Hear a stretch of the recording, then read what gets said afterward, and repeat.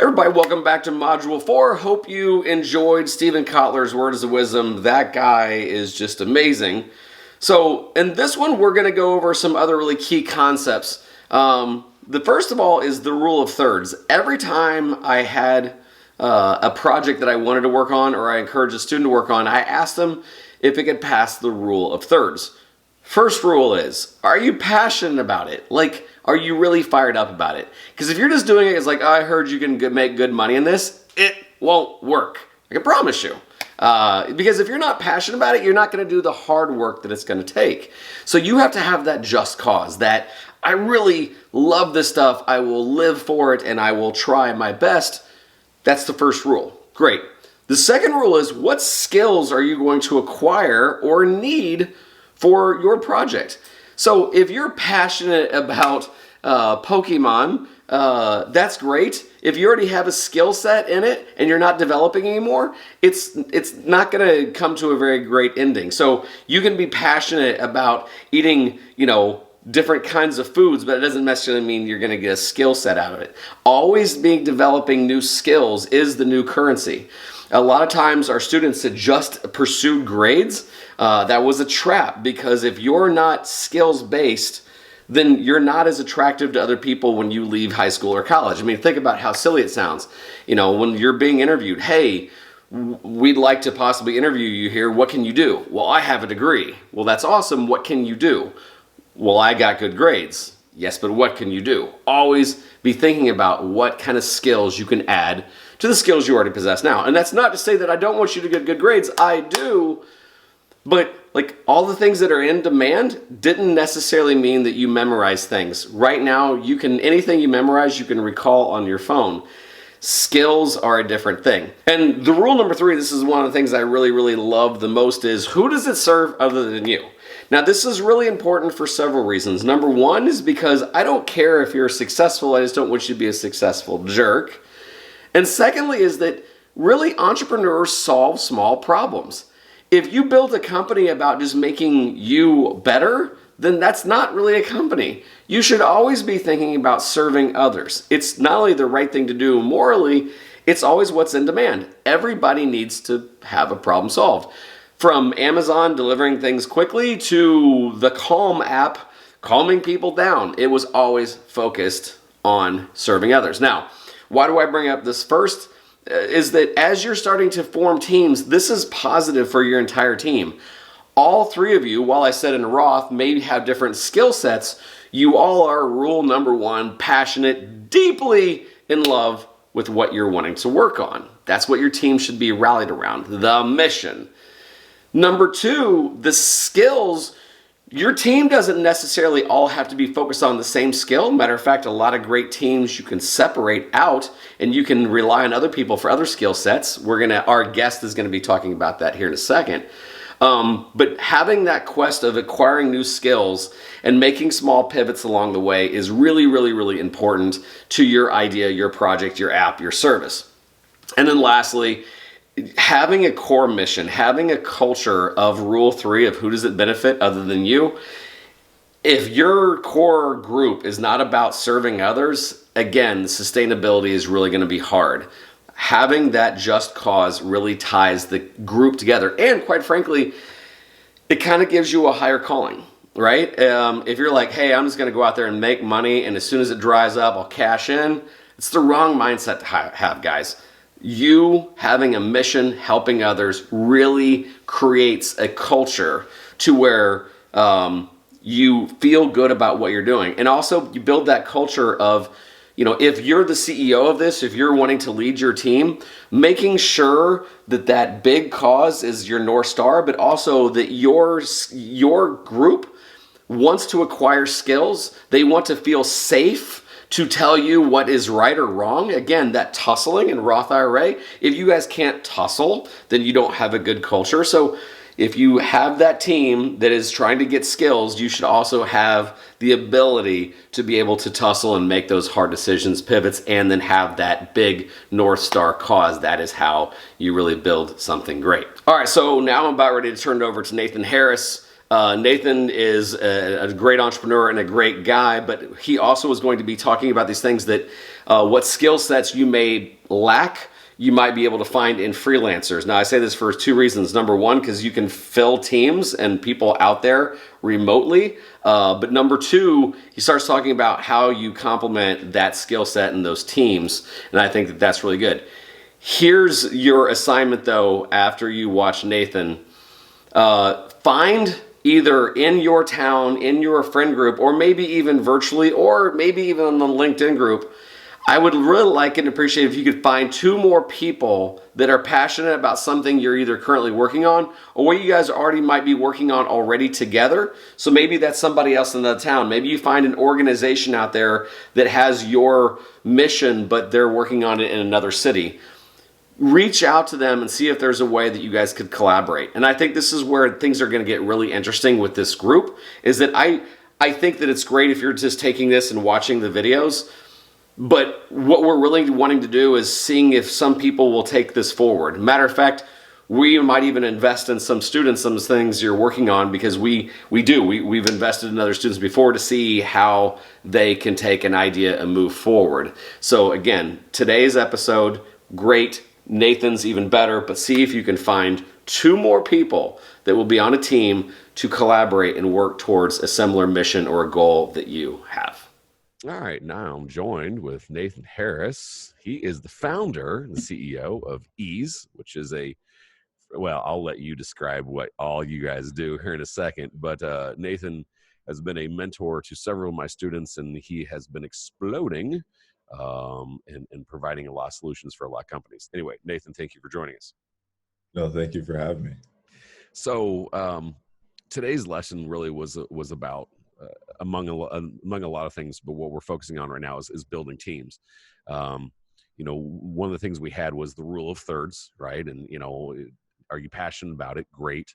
What skills can you develop doing it? Great. And who does it benefit other than you? Aside from that, part of the other focus is like, don't, whatever you do, have a bunch of your buddies that have the same skill set join your team. You have to have a bigger variety. So when you formed Ease, or in some, like you've formed more companies than just this, and we can get into that, what are some of the things that you look for in building a team? The main thing that I look for is the stage of the business and what does it need. And when we're looking at teams, there's really three different categories, right? There are individuals that work well with the forms of business processes that you use today. There are people that worked really well with the business process you did in the past, and the ones that work really well for the business processes you want in the future. And when you're forming teams, you have to think about not only the role, but what stage does it offer the greatest level of value. And then once you figure that out, you then figure out what complementary assets that most key individual needs, and then you build support around that. So I think the biggest thing we look at when building teams is the personality of the individuals after we figured out the stage of the business that they fit in, and then the skills that they need to have, and then how we measure them. So you're listening to this right now, like let's do this through the frame of a 16, 17, 18-year-old. They think that they've got something, and I'm not even going to go with the cliche, I want to start a t-shirt company or a food truck. And both those things are valid if you want to do, but all of a sudden now you think you have a good idea and you want to start something. What are those intangibles you first look for? And again, we're looking through the age of 15 to 18. What are some of those first things you look for? If I were anyone, regardless of my age, and even if I'm in high school and I have a bright idea, right, the first thing you have to figure out is, do you have an audience at all for what it is you're going to build? That audience could be a form of government, or it could be something that you can find on the internet. If it's a direct consumer product, you're going to want to look at search traffic, right? Is it something that people are constantly saying that they have a need for? And when you do find those searches, who shows up as a solution?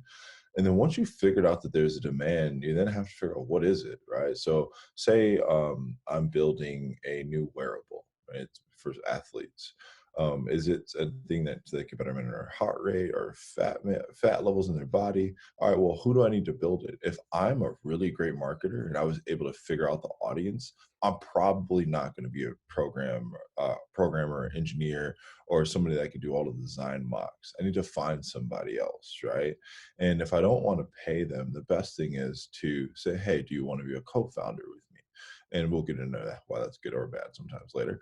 But the biggest thing is, do you find complementary skills around you that can help lift up your idea, and not trying to be a jack of all trades? You will have to for a little bit of time just so you can get people to understand the idea, but it's not scalable long term. I like that. Now, you said I'll get back to that here in a second. I've seen, and you've actually worked with some of my students that at first there's desperate for any sort of help, and they throw around the E word too frequently or too easily. Weigh in on that. Yeah, so everyone wants to give out equity. Everyone wants to make someone a co-founder, but you have to understand, what is the value of that equity. If you really believe in your idea and you want to give this person 10 or 20% of your business, well, you have to think about the fact of, if you really want a $100 million company, right? Do you think that they're really worth $20 million? And if they aren't worth $20 million today, do they have the ability to get to that point? Because what I've experienced throughout my career is most individuals have a temporary stay within your business, right? They have a life cycle. They will do the best that they can. And as the business transitions, they may not be as vested as you are, or they may have the skills, want to take them somewhere else, but you can never get that equity back. So that's the challenge that you're going to run into is, you're going to give up equity really early on, and then you're going to have to cost you a ton of money to buy them out, or just let them get free money if they leave. Yeah, I've seen that happen too often, and and again, we started this off by saying not your buddy. Your friends can be your friends, but a lot of times business decisions can get ugly and tricky. And that buddy who's like just wanted to be, I'll tell a great story. There's this guy named Jamie Sells, and I read about him in a book several years ago. And this guy started his own shoe line, and he started it with two of his friends from high school or college. And he goes and does all the work and does all the R&D, and the other two guys are going to be hype and marketing. He then goes to China to understand the manufacturing process. And when he gets out there, his friends go to the clubs and tell everybody they're shoe moguls, and they blow all the money literally on the clubs. He gets deserted in China. He doesn't have the money to go back. It ended up being a blessing in disguise, because he ended up like forming relationships and then understanding manufacturing better. But his two friends, this is needless to say, they quickly became not co-founders and being shoe Yeah. moguls. But yeah, like when you're 18 and you just want to be friends and you want to be buddies, it feels right, but it may not be the best of things. Now, to avoid that, a lot of people look to freelancers to build things. You are uniquely qualified, and this is one of the reasons why I want to talk to you on, if you're thinking about assembling a team, having a core team is one thing, but outsourcing other things is another. Weigh in on that. Yeah. Well, when you leverage freelancer, it extends the abilities of each individual, but you have to be selective in how you bring them in. But for instance, when I first started Ease, it was just myself in a room, very similar to this one. I was just working away, and I had this bright idea with about 100 Post-it notes on the window. And what I looked at was, all right, I know that I could get the company to X stage by blogging, SEO, and just building an audience, right? So I built a Facebook group, and it really built up the buzz. But I said, all right, after this, I need to design a website. I need to do all these things. And I was like, do I go find a co-founder? So first I found a co-founder. He's supposed to be the technical support arm and everything, and slowly realized that he couldn't do any of the technical things that he sold, right? But it was a Twinkie, but it wasn't sweet inside. And then after that, what I did was I said, all right, well, how do I get rid of them? I had to pay $5,000 just to get rid of them, because I'd already signed the paperwork. So I was like, all right, you know what? I'm just going to use freelancers, and I'm going to pay them. So, you go ahead. No. I was muted, and it was like, wow, and there's a white noise machine in here that's kind of like distracting. But no, a $5,000 mistake. Yeah, go ahead. This is an awesome Yeah, so I story. just had to pay the guy $5,000 just for him to go away.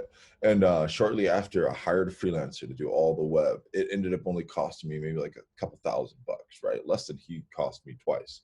Um, and then after that, I was like, all right, well, I need a graphic designer. All right, I needed X amount of designs made. Got that done. And I started realizing like I could just keep rolling and extending my abilities and becoming more of a coach than a do-it-all. And then shortly after that, I was able to get me back out of the silo, right? Because one thing I learned working at UPS is every time a truck would get backed up, I would jump in the truck and help my employee load. But what it did is it didn't allow for me to see every other thing that was going on around me. So I was running from door to door, repeating the same problem over and over, trying to put out the fires. But when you step back and you start delegating these tasks to those freelancers or other individuals, it allows you to be a strategist. And that's what teaches you to become a CEO, especially early on in the business, is it allows you to say, hey, I'm going to take the best of each individual and I'm going to shine great lights on it, versus you trying to be the best of everything yourself. And you're actually just running on a hamster wheel and you never get any traction. That's really okay. So I'm listening to this and I love all that. So once again, you being the strategist, let's just say we can replace the term for the time freelancer, because I'm thinking right now through the lens, and this course really for younger people. So you're like, I don't have any money to pay freelancers right now. The same theories still apply with some people that you just want to count on. Yeah. Mm-hmm. Yeah, and if you don't have money to pay people and you just have someone that's like, hey, you know what, you're really, really talented at X. Typically, if you're in a leadership position, you're building a great idea, and you actually say you start a company, even in high school, I believe that you can still give somebody credits or give them some work hours, right? Maybe it's unpaid role, or maybe it has something to do with a school project that you want to take further. Yes, you want them to count on you, and if they can't stick to it, then then that's too bad. But the greatest reward that you can give somebody in that position is not going to be monetary at a young age. It's going to be brand equity. It's going to be a great case study that they can utilize for the next opportunity. Because if you have bright students that are doing bright things and achieving amazing things in these projects, those are the types of people that I want to hire. So if you showed me that, I Yes, would I definitely love take that. them I on. love that. Let me triple down on that because it might have been glossed over. Brand equity, right? Yeah. So this is a really important part. I want to look deeply into the camera and talk to the students listening to this now. Brand equity, by that, if we grow something big, you have jurisdiction, you have right to say, I was a part of that. And that is its own currency. Now, I had some people that are like, oh, well, if you didn't get paid, it wasn't worth it. A lot of the startup world is built on this. And you being able to peek under the hood, and I'm going to let you talk on this, but like, I just really want to triple down on this. You being able to say, look, I was at ground zero when this thing took off is its own currency. And Yes. so some people are like, well, if I ain't getting paid $10 an hour, then it's not worth it. If you're 17 and mom and dad pay for the groceries, sometimes brand equity is worth way more than that, $300 a week you were going to get. Yeah, my brand equity is the reason I am where I am today. When I first opened my first business, I didn't get paid for months. And that's the life of an entrepreneur. When I opened my bars, I never gotten paid. In the beginning, I opened up the bar. I got pushed out of my own business. And the brand equity that I built the biggest bar in my city when I was 20 some years old was enough for me to get every deal that I needed because I knew how to do it. And the best part about the fact that I knew how to do it was they failed and then I bought the business from them. But the thing is that brand equity, that experience is what drives me. And even today, with EEs or Uncle Bucks, like you don't go into a business just for the cash flow. You think that when you're broke, but once you actually have a sustainable and growing business, it's actually counterintuitive to try to always eat first. You start to learn to invest back in the next individual. And once you do actually get some momentum, even after that fact, right? That person, oh, I didn't work for money. They miss out on the opportunity. All the people that work for brand equity are the first people to get paid, even before the founder. So I would say stick around because that shows them that they can count on you, even when the money isn't there, because that may happen. That was a nugget of wisdom that I hope that a lot of people just paid attention to. I totally agree. Because while, I wanted you on for several reasons. One, again, you wouldn't brag about yourself, but you've been a really great resource to at least 3 of my students, 4. Um, but also the fact that you have this front row seat of being able to have this mindset, which I'm going to have you get in your days at UPS, and the work ethic that you became known for. But the other part of it, yeah, I mean, like right now, maybe at your level, right? I'm talking to students now. Maybe your level, you can't afford a freelancer to do back end work, or maybe you can't afford right now to do um, graphics or design or things of this nature. You do have a subset of friends that might, and they might want to just build something greater. Now, we can technically go off the rails a little bit and saying, okay, once you've made it, some of those are those some of those people going to get mad if they never get paid? Well, maybe you should start paying them if you start to make it. And as you pointed out with your $5,000 mistake, some of the people that want to take claim that they built something wonderful and they exited right before you made it big, how do you handle those people? Because like I know that there's probably been some people in your life that like they were there for a week and they want to like, well, they were Oh, nothing okay. without me. I got a guy that walks around and says he owned my bar, and it's funny because it's fun because what really ends up happening is if you are the sauce, if you are the greatness in that, you don't even need to speak about it. Like I'll never go around and tell any of the stories or things or names of what happened in the past, but it's just a silent thing that's known as that's the guy that did it right because look at what happens after. Like it's all that matters is are you continuing to take off? Where did they go? If they become a silent murmur in the background, just a white noise that you just had, then that means that they obviously didn't have the sauce and they're going to ultimately find their own demise or they'll find greatness. If they do achieve great things, that just means that you weren't the right catalyst for them. And that's okay because that's where on a deeper level down the road, that's where those human characteristics come in because not every type of person is meant to work together. And because people hire their buddies, they don't look into the person enough. They just think that, oh, we're buddies, we'll figure it out later. No, challenge them just like everybody else because I've made that mistake and it's cost me a lot of money by saying, it's my boy, they can do it. No, treat them the same as everybody else. Yeah, I love this, Nathan. Because like really, this is, and I'm not saying this to disregard the age, but this is a lot of times the mindset of the 15, 16, 17-year-old. That's my boy.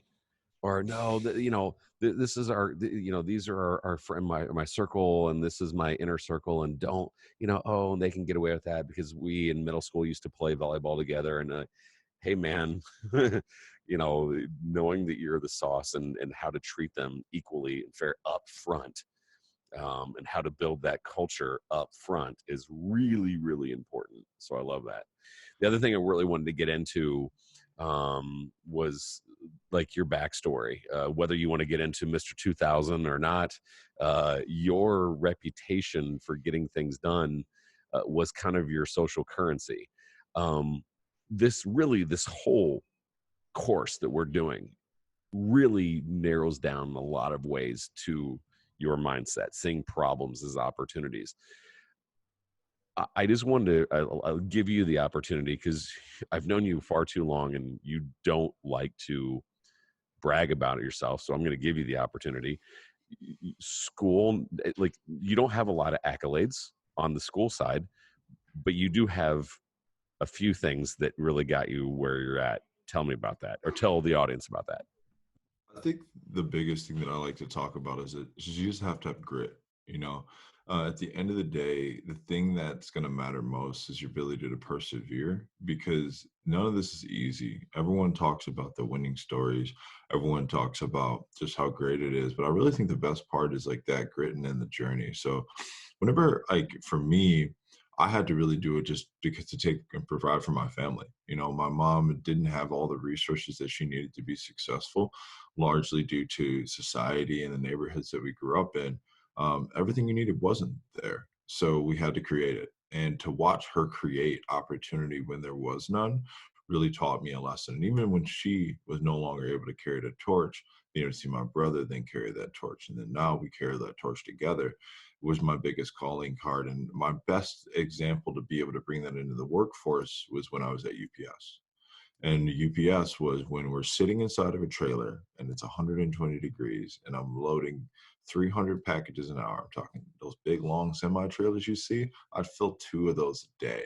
And I was really, really, really competitive because they call my brother Mr. 3000. And I'm like, all right, how does he load 3,000 packages a day? I'm like 2,500. And I'm like, maybe he just gets more. And I just was always trying to beat him, never did.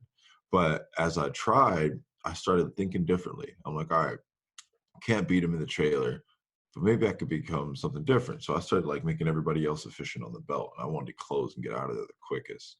And at 750 an hour, there's no logical reason for us to work that hard. It just doesn't make sense. But they were going to pay part of our tuition. It was our only way we could go to college. So we ended up, they ended up seeing how I moved the belt, and my supervisor just said, "Hey, Nate, you've essentially I got her promoted." So then they gave me her job. And it really opened my eyes, and I started to think differently. I was be trained to think differently. It's like, hey, among the people around you, you were able to achieve this, but it wasn't without their hard work, right? And I started to appreciate other people, and I started to find other people who also had grit. Those are the people I wanted on my belt. I'm like, hey, if you don't have it, you're not going to make it with me. Being straight up about this is my goal for this belt. I want to be number one. Shortly after, things started to really transpire. And that's where I started seeing where I was kind of hitting my plateau there, and the way they treated people wasn't my thing. But I started to look at, all right, how do I translate from work into now, like being able to do my own thing? Like, I know how businesses operate, I know people, I don't know marketing yet. All right, let me go learn that. And I started to navigate into a totally different industry, but the people that won had the exact same things in common. Regardless of the circumstance, they knew the goal, so they were going to get it done. And those are the people that always stuck around. Those are the people that are by my side to this day, since I've known them 10 years ago plus, are the ones that I know I can count on, because the same person I can count on to trust my kids when I have them, I can count on to just be there for me, right? And it's just their character is what shines most, and their opportunities are not necessarily always indicative of that. So when you have a special seat, when you're that leader, right? When you're able to take the front seat and say, hey, all these people have the thing that matters most. How do I create the opportunities for that to flourish, right? So that's what I started focusing on more. And it really, really happened when I went into the bar business, because I had really did well, right? I like, all right, I figured it all out. I got my marketing business rolling. I have multiple clients. And someone said, get rid of all that and trust me. All right, this isn't always a good idea. So went into that, didn't go as planned. That was the story I told you before. But I sat there, built an entire business for someone and opened it up, and I got canned, right? Because I didn't have paperwork, right? That's another thing. Like, don't just trust people. I'm sorry, the guy with more money than you, more experience, is just also could be more experienced at cheating people too. So you can't trust in business. I always just say, confirm and verify. Like, all right, are we confirming that we're on the same page? Well, let's verify it with this piece of paperwork. We have it in common, everything's agreed upon, but that's just to verify that we're on the same page. So that's all that I would say to that, is just find grit, find character first, because even that person is going to give you opportunity. Look at their character, man. Everything else we can train. You can't train character. Nathan, that is, I appreciate you. I also like that. Also, was that old saying, great fences make great neighbors. Great paperwork also creates great trust.